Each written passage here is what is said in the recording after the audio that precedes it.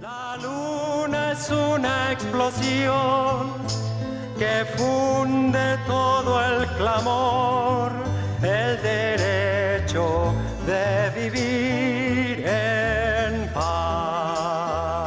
Welcome to Teachers in One Word, where we pay tribute to our faculty, staff, and the cult of pedagogy. In this episode, we will be interviewing a new teacher here at St. John's School, Jacqueline Jiang.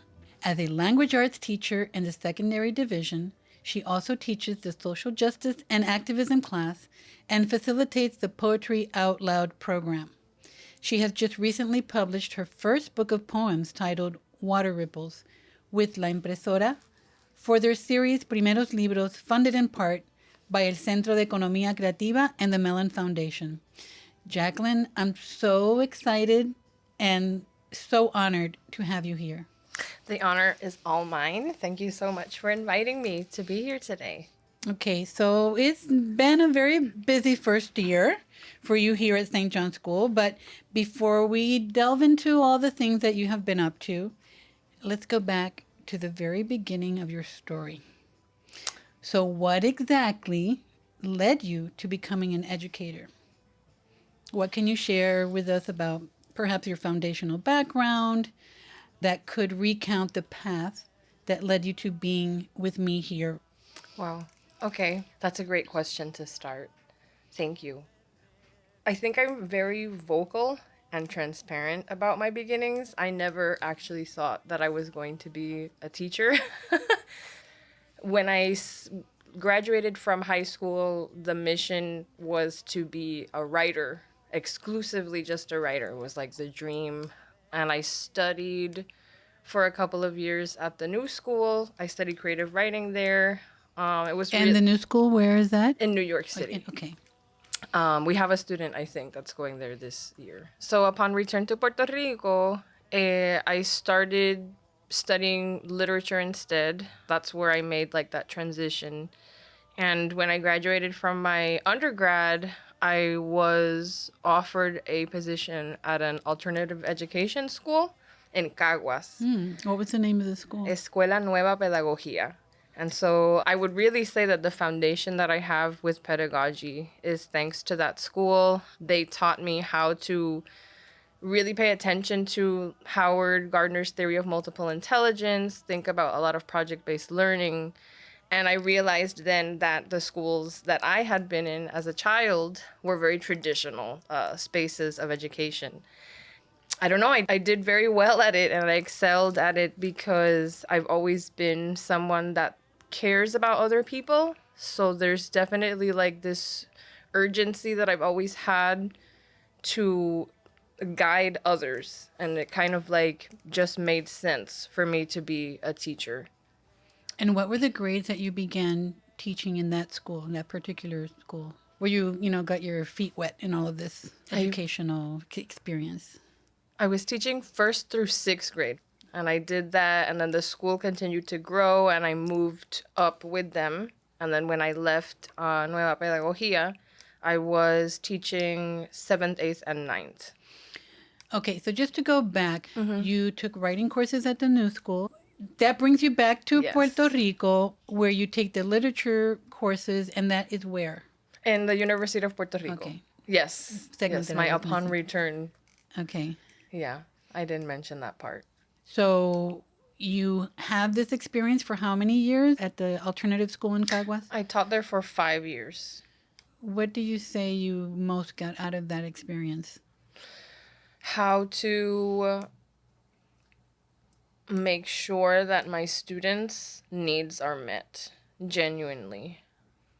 With the theory of multiple intelligences, I became very aware that in traditional educational spaces, teachers oftentimes will say, this student doesn't have a good grade in this class, and that's it. There's no reasoning or no questioning why or what can be done to help assist in that learning. And I, for example, based on that theory, realized that I'm like a linguistic learner, right? But there are all of these different spaces of my brain that are just more inclined to learning through linguistics. I don't have the spatial, the logical, the natural. There's also interpersonal, intrapersonal, right? And that helped me understand, like, I was one that in school I was like, oh, well, I'm not smart because I don't have an A in math. And it helped me realize, like, oh, it's just that my way of learning is different.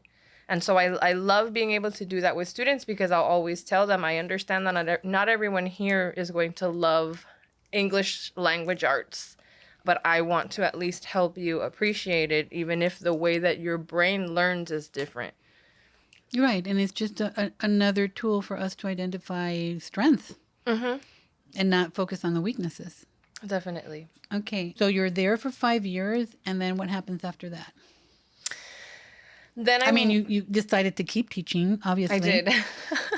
I moved to Colegio San Ignacio de Loyola, and then I moved here. Okay, so those have been your 3 Yes. basic places of teaching. Who or what was most influential in your upbringing that kind of maybe led you to those choices of writing, reading, that promoted that linguistic ability that you naturally have? So I come from a family of very I don't want to say that they're not creative people. But my mother, for example, was a musician with the orchestra for 35 years. Which orchestra? The Orquesta Sinfónica de Puerto Rico. Wow.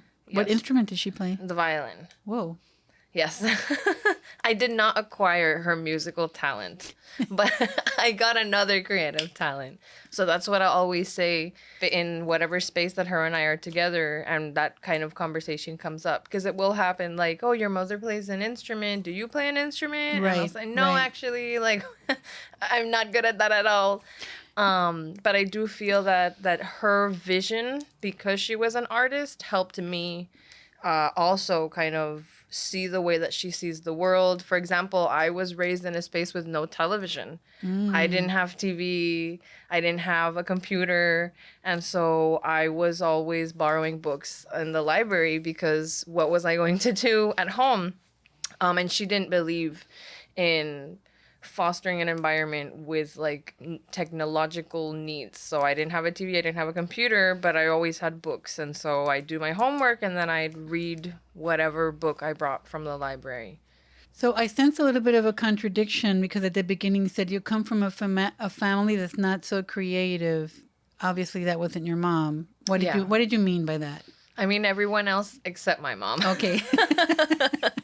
Okay, and why was that? So why did you emphasize that?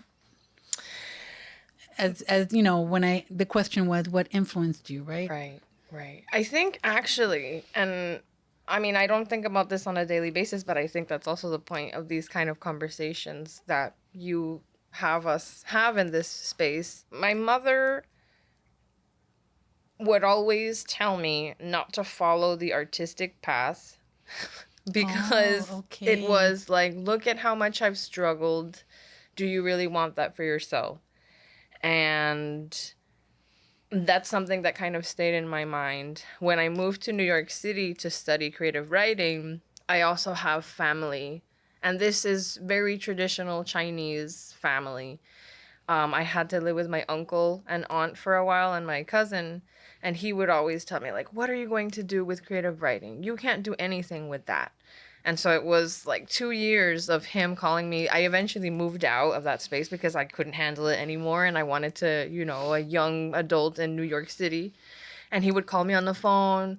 What did you learn? I bet you didn't learn anything. What are you going to do with this creative writing? So it was this space where the rest of my family and right unconsciously, even my own mother didn't promote like artistic or creative growth. Like the rest of my uncles and my aunts are very, I don't want to say like by the book people because there's nothing wrong with that, right? But they're not the type of person that would see the world in a different way that artists do. So in their mind, academic achievement had nothing to do with the arts. To them, that wasn't what that represented, right? Succeeding or being able to have a livelihood. It was like, okay, do anything but be a writer. So, for example, I wouldn't say that I became a teacher to please my family, but for them, as an example, me being a teacher and being a successful teacher means more to them than me writing a book. wow. One of the things that I was going to get to is Yeah. how those two feed each other. And they You do. know? Precisely. And as a good teacher, you want to continue your own personal growth and education to continue being relevant to your students. And writing is one of those ways. That's really interesting, right? How we, as we get to be adults, have to unlearn a lot of things. Definitely. And then relearn things based on our own experiences and our what we actually observe. Because when we teach, we start observing a lot of how learning takes place, no? Okay, and how it changes. Yes. Okay, so do you remember when it was that language and stories became such a prominent part of your life? I mean, you told me a little bit about not having TV and how that was your way of entertaining yourself. What are your earliest memories of this desire to write? So I would answer this in... Sorry, it's two questions, but... Oh, that's exactly... I was going to say I'm going to answer this in two parts. I've written since middle school, which is cute and embarrassing. With that awareness of like, oh, I'm writing this. I mean, at the beginning, it was like I moved from writing in my diary in elementary, and in middle school, I wanted to pursue something different. So I started writing poems. But they were, like your really stereotypical 7th grade girl poems about like celebrity crushes and ridiculous things.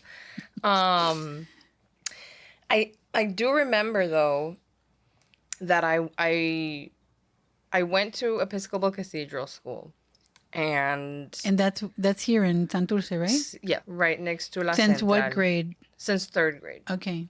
And your earlier years, where were you? My mom moved me around a little bit. I was in... But always in Puerto Rico? Yes. Okay. Yes. Episcopal had a literary contest every year. And so I think at the beginning, I wouldn't like to think that the foundation of my creative work is this, but it definitely influenced me.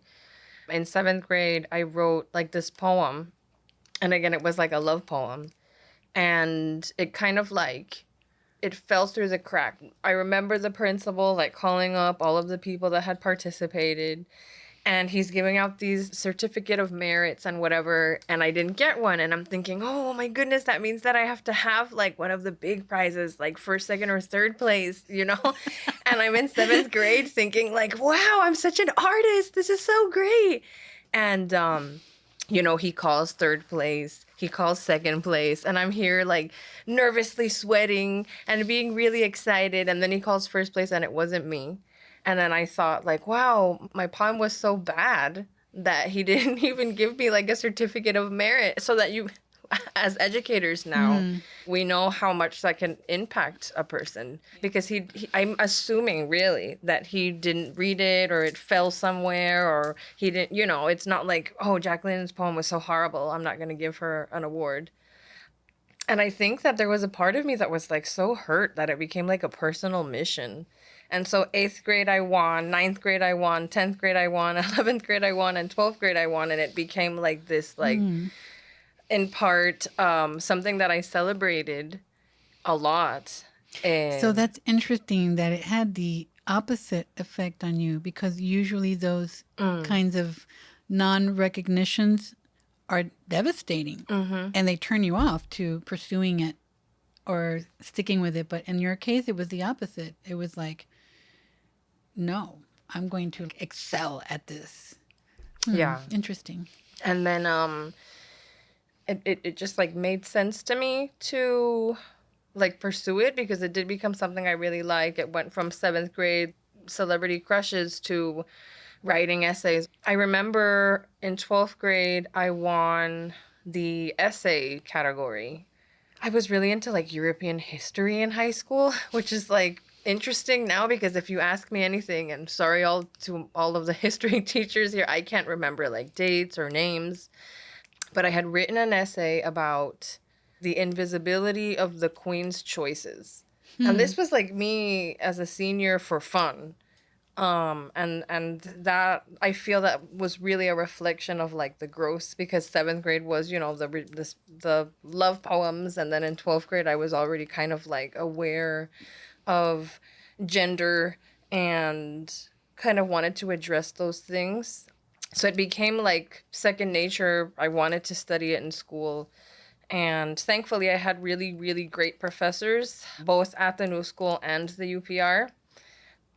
For me, one of the moments that is kind of ingrained in my mind eternally is a class that I had with a professor who sadly passed away, Mark Pedreira. And this was in my undergrad, and he's teaching this class on Shakespeare and film. And so, you know, some of the students are thinking it's going to be an easy class because you read the play, you watch a movie, you write about it, or you talk about it. And I was really invested. The professor was excellent. And he made this kind of, I don't know, he segued into something and then he says, but you know, like the importance of literature is this, like Shakespeare wrote this 400 years ago. And we were reading Hamlet, and in some part of Hamlet, there's this moment where Shakespeare writes that sorrow comes not in single spies, but in armies. And like me as like a young adult, that was just so impactful. I mean, as an adult today, that's impactful because how did this man 450 years ago or whatnot write something that still hits home today? Like, because that's basically a fancy way of saying, you know, when it rains, it pours, and this is what it's like, people. I remember that forever. And that was the connection for writing for me, is that I can provide this kind of like access to helping other people feel seen through literature. He changed the way that I saw writing. So would you say that was also the segue for you becoming interested in teaching social justice and activism? I mean, I see a big connection there. How did that happen? So you involve yourself in writing and literature, education, and then all of a sudden you're also a social justice teacher. How does that come about? Yeah. I really celebrate that because I feel like I have the immense pleasure of being interdisciplinary in the school. Like I'm part of English and history. I've always been someone very social politically aware. I like to know about what's happening in our space, in our island, and, you know, the rest of the world. When would you say that was a conscious thing? Honest, How early? How early were you conscious of that? I would say by like 20. And you were here, you were in New York, This is when I moved back from New York. Okay. Moving back from New York was really like the eye awakening moment for me. So my mom my mom still is today a very Republican minded human being. And so, for example, me in high school, it was very much like, you cannot stay here in Puerto Rico, which I write about, right? You have to leave this place. This place is no good. Everything is deteriorating. And her and I would have like a lot of issues actually because I consider myself Puertorriqueña. I am Puerto Rican. And in her mind, I am not because she is American. She's Chinese American. We have to eventually return to New York, et cetera, et cetera. And so I kind of feel that in part, I go to New York to like, I don't know, kind of like accomplish this dream. And I realize that it's really not that big of a deal. And I miss being in Puerto Rico. So I come back And this is a story I'll tell people, like me being in New York, I was not 21 yet. I couldn't like go out and experience life to a certain extent. And so I'd like sit at home and watch Caso Cerrado and I would cry. Because it was the only thing that I felt was like the link that I had, the closest thing that I had to like the culture is like seeing Ana Apolo yelling at these people on the screen. And when I came back to Puerto Rico, I mean, in 2008, you have like all of the problems. I think this is when Puerto Rico first declares itself bankrupt. So I had like left at that time and I come back in like 2010 or 2012, 2011. So I come right into like all of these strikes with the UPR students. I then begin to study at the UPR. And I think really like my consciousness is really, the root is there. And it's something that I'll celebrate now that I see these kids in social activism. They're very aware already, which I think is great because when I was in high school, I didn't feel the space that I was in helped to foster awareness. Again, the school was, okay, well, it's a traditional place. You get good grades and you graduate. Well, you know, it's funny because when I was researching to interview you, and I wanted to touch upon the social justice aspect of your teaching, how that's part of your teaching repertoire, I said, well, let me look and see what are the social justice issues that might pertain to you and what might have inspired you to. I found 15. I love that. And I'm going to read them to you just so that you can say right off the bat, okay, I would say that this one that connected to you and that it may be also part of the reason why you, starting from the point at the beginning that you're saying that you've always cared for others. But I also believe that when you care for others, it's because you've also identified what you care about in your own. Because you've done work for yourself that you feel has helped you with whatever situation you have to then be able to help others. So this is the list of issues: human rights, education, racism, civil and political rights, immigration, voting rights, gender inequality, economic justice, ageism, gun violence, hunger, poverty, environmental justice, equity, diversity, domestic violence, reproductive rights. Some of them, now that I'm reading it, it's a little repetitive, but which of those would you say are ones that really catapulted your desire to make sure people are aware of those? In a year, you have so many issues that you can discuss with your students. How did you go about making that list? What were those ones that you said, no, wait, this one we have to make sure we talk about? So I have to be grateful to Raquel Maldonado, who has moved from this space. She left me with a number of resources that I could use. And a lot of the things that I tried to focus on are greatly impacted by kind of what she left behind. Definitely race for me was really important, race and ethnicity here. And particularly knowing that I'm not the only person that has this issue here is, for example, like racially, I can't say that I'm Puerto Rican or Hispanic, but that's my ethnicity. You know, I love that I get to teach at a school where there's so much multicultural diversity because a lot of schools in Puerto Rico don't have that. Yeah, public or private. Yes, exactly. And that was really important for me to talk about. Reproduction rights was super important for me to talk about because last summer was when we had Wade be eliminated, Roe versus Wade. Right? Wade. Well, that was world news. It's not like we can yes. not talk about it. It was something that was so concerning to me, the things that I would hear about on the news. And I mean, I remember this being like last summer and me thinking that I have to talk about these things with the students when we come back. And like, I'm so happy I get to be a teacher that students will come to talk to me about things that they hear, things that happen.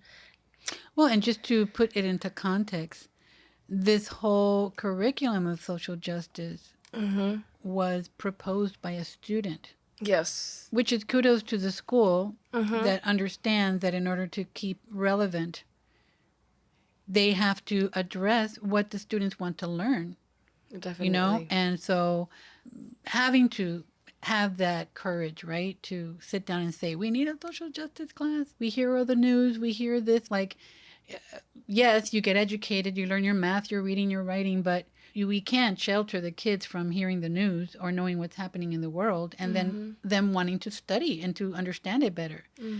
So, I mean, I think that's a real important thing to make sure that we put into context that when you are thinking about these things, you're also thinking about what is it that the students want to know? Right. What are their doubts? What are their questions? It's not to instill in them to believe one thing or another. Yes. On the contrary, it's to say, let's look deeper into this because this is something you're going to have to deal with when you go out into the world. Or in your everyday life, actually. So anyway, I just wanted to make sure that that was contextualized. Yeah. No, and I mean, other topics that we've discussed throughout, ableism was really important. Thinking about identifying how in our everyday vocabulary, students and faculty and administration say ableist things without realizing it. I've had a lot of fun. It's been such an honor to be able to teach it. We've done economic inequality, which is also so important to think about because we have to be aware of the space that we're in and the student body that we have. And a lot of these kids don't know what it's like to have to suffer any type of economic disadvantages, which right is a blessing for them. But the fact that they're know. concerned Yes, and do they want to know more about it. I have a quote from your book. Uh-huh. It is mommy's love for those hands that made me. Yes. Can you tell me how that had to do with your education or foundational influences? That's actually like one of my favorite endings to the poems in that book. The way that her upbringing is so tremendously different from mine. I'm aware that she comes from, right, she's first generation Chinese American. And so she's living in New York City in the early 60s. And so it's very much like the American dream, right? Like this is the space where you also start, and she and I have never talked about this particular thing, but when you have like Operación Manos a la Obra, this is also starting in like the early 60s, late 50s. So there's a lot of like immigration happening. The idea is that the United States is like this perfect place. So when my mom moves to Puerto Rico, my mom had never even been to Puerto Rico. How did before. that even happen? She got offered a job with La Orquesta Sinfónica de Puerto Rico. She had never been here. And I mean, I'll think about this now and I'm like, wow, Mom, you didn't even like come visit and see if you liked it. You just like, okay, I got a job offer. I'm moving to Puerto Rico, which I think is like, very courageous. And I actually received letters that she sent to her friends in the mail maybe this past year. Like this woman that was her friend from like high school and early years of college reached out to me on Facebook and was like, I have all of these letters and pictures of your mom and your dad when she first moved to Puerto Rico. Do you want them? And I was like, oh my gosh, yes, it's like a treasure. And it's interesting to see because her letters are complaining that nobody speaks English, complaining that the bus system doesn't work. And obviously public transportation in New York is like... Right. So she's like, nobody speaks English. The bus transportation doesn't work. It's hot. It's humid. There are mosquitoes. And there's just letters and letters of her complaining. And it broke my heart a little bit too because it was so hard for her. Like she moved here without knowing anyone. And I can't even imagine like the language barrier. It was just dawned on me that you call her mommy. I do. But she wouldn't have spoken to you in Spanish. No. How did you pick up on that? And how did your Chinese American mother become mommy in your lexicon? Oh, that's an interesting question. I'm just wondering, and if you actually use that word with her, I mean, and used it, mommy, I have used it, but I'll typically call her mom. okay. But to Or is everyone there a else, Chinese equivalent that you use? I mean, the Chinese equivalent, and to my Asian American listeners here, maybe it's mama. Because it doesn't have but it's any kind of of the open tonal. vowels. Yeah, it's the one where it's just the flat, so mama, if I'm not mistaken. But then going into linguistics, if I do like an accent, then it's hoarse, like mama is hoarse. So, right, I could call her like mama, but I just call her to her mom, but then everyone else, I'm like, voy a salir con mami. I don't speak to her in Spanish. And I think in part, like, this is something that I've been really actively kind of working on as of late, is what it is like to be Puerto Rican, but not racially Puerto Rican, and how it's always like this constant having to prove that I'm Puerto Rican. Right, because you are completely immersed in the Puerto Rican culture. So much of who we are is how we were raised, what languages we're speaking, I think all of us go through that experience. I mean, I even went through that living in New York. They would call me anything but Puerto Rican. Yeah. I was Brazilian, French, Jewish, light-skinned black, everything that you can imagine I But not was, Boricua. except Puerto Rican. I subconsciously, right, the desire to want to be loved by the island as much as I love it, right, has kind of made that poem to go back into the poem Right. the way that it is. Because, for example, my mom will still to today, like if I were to say tomorrow I'm moving to anywhere in the United States, she would go like, oh, I'm getting ready then, I'm packing my bags, let's go. She doesn't like it here, but I've made my life here, right? And so that's kind of why I like talk about, fielmente. My mother believes that one day she is going to live in New York again and she won't have to deal with this place anymore. And so for me, like that identity that I have Right. is very different also from other Asians here, because even though I'm starting to see it in this generation, but even when I was young, the Asian community here is very, very tight knit together. And so, for example, I was only here with my mom. I didn't have any other family. So typically, like, you'll have Asians will come with like their families, be it to teach or be it to open businesses, but they come with families, so they have strong ties still culturally. But I didn't, because my mother was already Chinese American. Everything kind of falls into place. She didn't go to like Mandarin school when she was young because she wanted to like hang out with her friends. And so there you can also see the erasure of language. Like, I don't speak Mandarin or Cantonese because my mother didn't go to those classes when she was living in New York as a kid. And so if I don't have someone that... So your mother is first generation? Chinese American. Okay.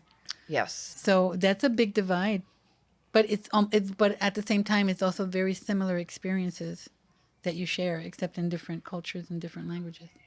Yes. I think describing and identifying that kind of shock for you to realize that all this time that you've been living here and loving Puerto Rico, that your mom had really deep issues and despise. It's almost like finding out that she didn't like chocolate ice cream.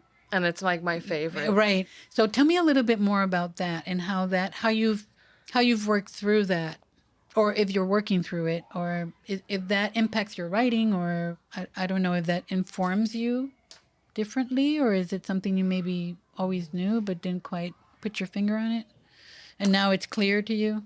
It was important for me to read these letters because it helped me see two things, really.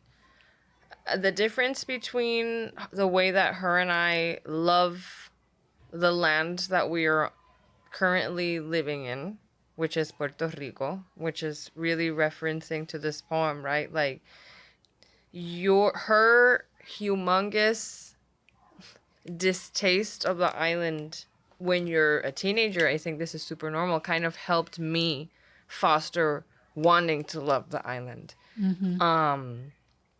That was one thing. And then reading these letters also just made me really, I said heartbreaking, because I can see how my mom has always struggled to be accepted here, and how it's never not been difficult for her.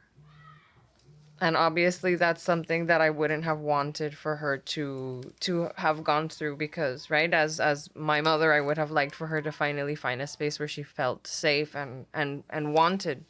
I think that also leads into why maybe I am always trying to indirectly make sure that, right, Puerto Rico loves me as much as I love it. Or also that your students and others find home, Right. find a belonging, a sense of belonging. Oh, that's beautiful. Because in a certain sense, what I'm getting is also that it's almost like yin yang thing in your evolution, where you're given one situation and you go to the opposite. I don't know. Anyway, so those are the things that I take from that, and that I feel that you have, instead of letting it impact you negatively, on the contrary, I think they've Helps me. helped you, and kind of to embrace complexity. Hello, nothing's Yes, going to of be course. straightforward. The intersectionalities of us. The more we think things are straightforward, or that we have to do something one way, the more that life and reality tells us, no, sorry, things are a little bit more complex. And that's why we need to take the time to converse. So here's another quote that I have, that I kind of relate to your need to do something within your teaching that is not just about teaching a skill, but also pertains to helping others.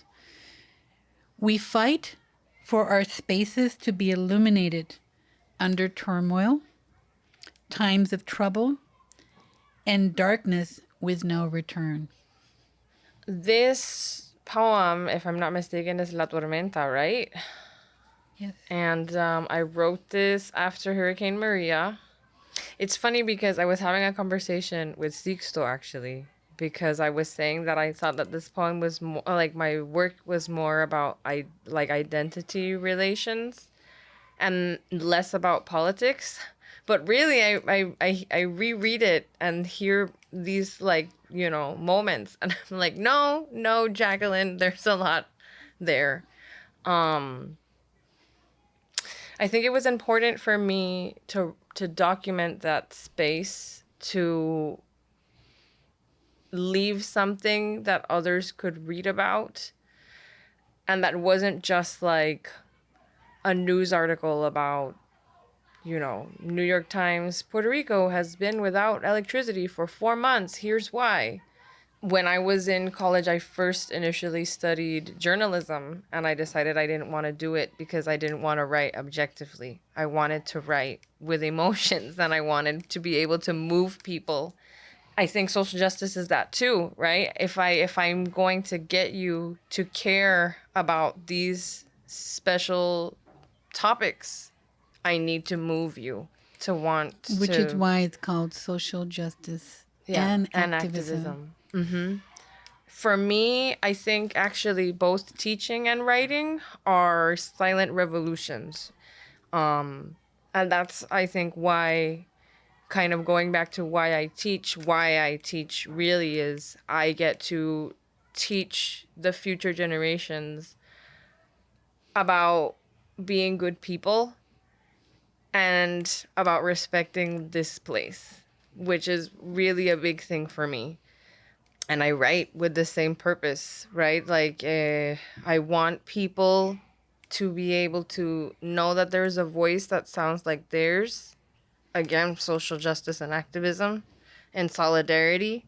And so when I write poems like La Tormenta, I'm thinking about this as a way to inform spaces outside of our own.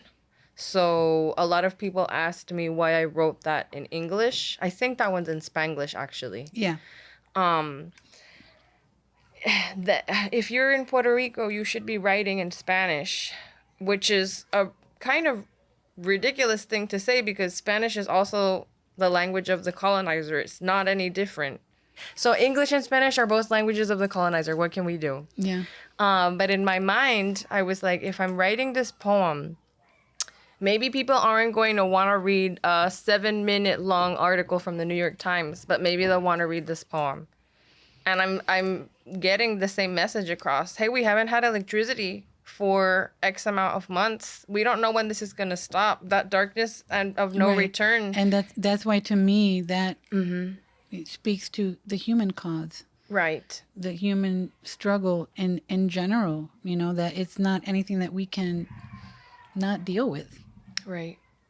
Even regardless of our economic status or our privileges, because the pandemic disproved all of that, right? Yeah. That anybody is susceptible. At least those are the connections that I make. But Definitely. so I wanted to now tie that into, again, your teaching style, I guess, or how all of this personal experience has informed you for your teaching. So what would you say is the most important learning experience or impact you strive to have upon your students' educational journey? What's the Miss Jackie unique mark or imprint you are hoping that they carry forward? I mean, you already mentioned becoming better people, but also in terms of how they view learning. What would you say? So I think I'm very blessed to be an English language arts teacher. I think that being part of the humanities is so important because my main goal with my students is to give them a voice. That's what I want. I'm very open with my kids. I will tell them that I've told them this truthfully, like, you might not remember like 95% of the things that we did in class, but you're going to remember what you learned as a person. I remember small fragments, like when they taught me how to be more assertive, or when I had a history teacher who heard my life story and knew about the difficulties I had with my mother, and he cried with me. Those human moments, like the connections and him listening to me and giving me space to be vocal about my problems, that's what I remember. I want them to know that they're worthy, and I want them to have a voice, and I want them, and this is just extra, and if I can do it and I achieve it with larger percents is a super bonus, is that they always remember solidarity. Firstly, have a voice, use it for good, and if you can learn real solidarity on the way, that's my goal. Well, I Right, do care yeah. about I care about other things, about the academics and the learning targets and the standards. Right.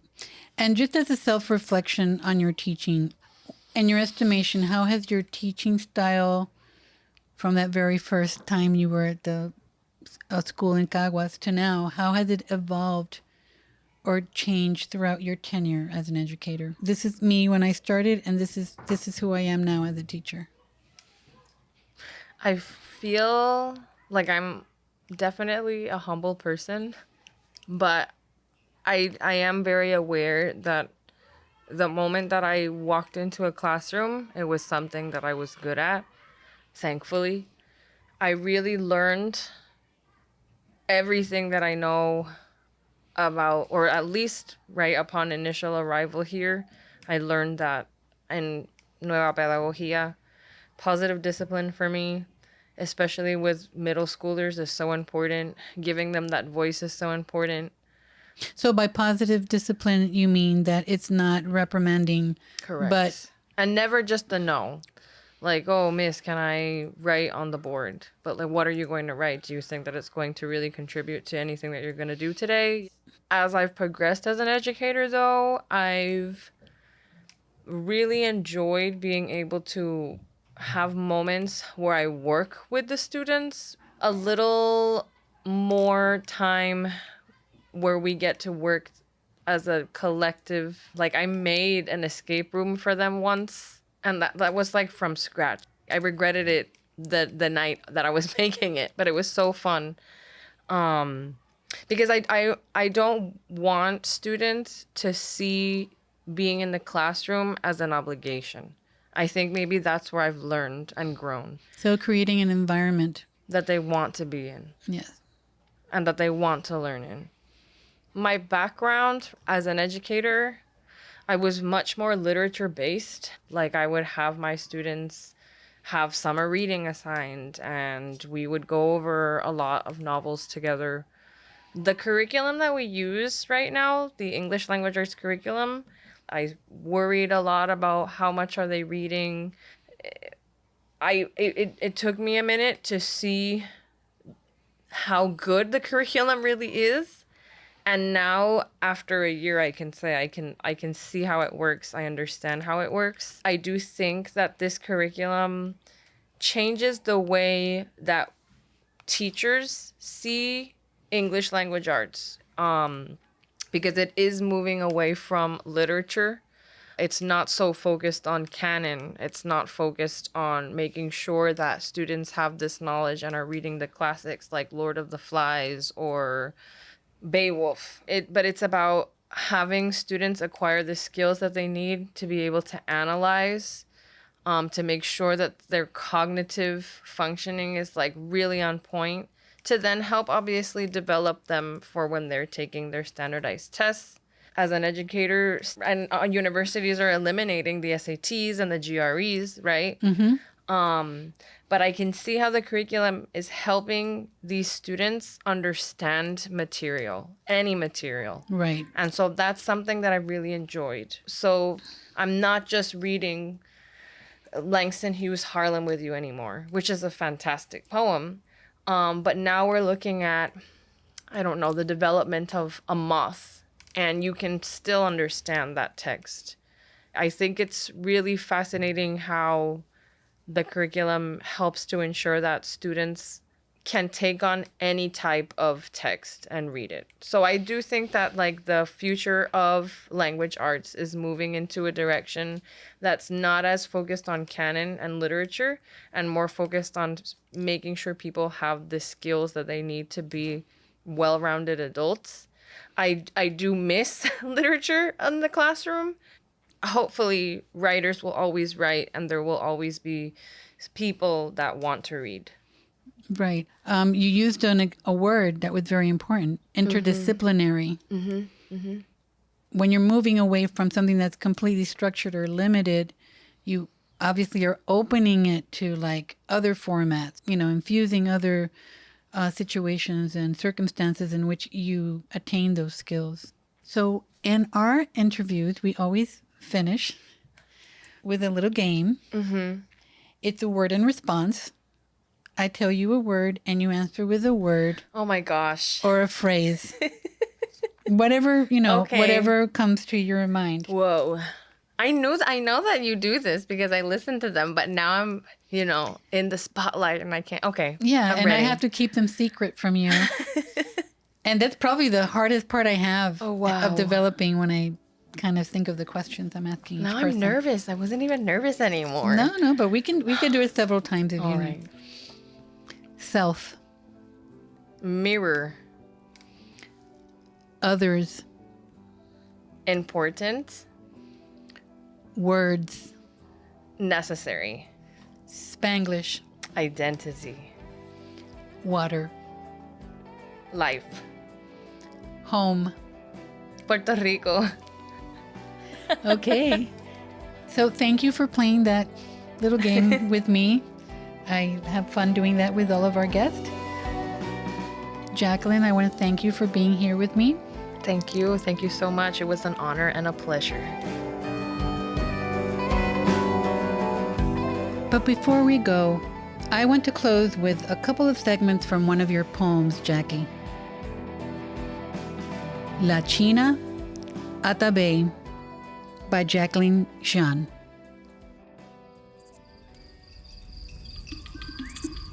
La China is the name of a song about magic. Therefore, La China is magic. Therefore, I am magic.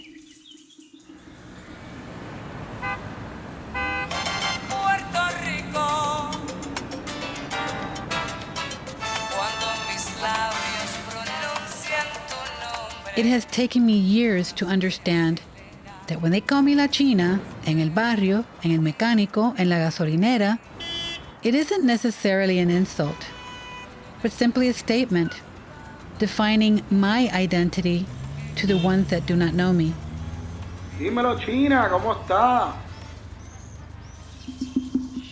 If my soul was sewn together to this land many lives ago, then I have finally arrived. The diaspora has been reversed, and I can be embraced by the humid air that the Sahara tosses in our direction. I can swim in the Caribbean Sea. I can speak the Taino terms I have learned, lie in my hamaca under the sun, and look to Atabey with satisfaction. La China is the name of a song about magic. This poem is a poem about love, self, and magic. Therefore, this land, sea, and life I live is all magic.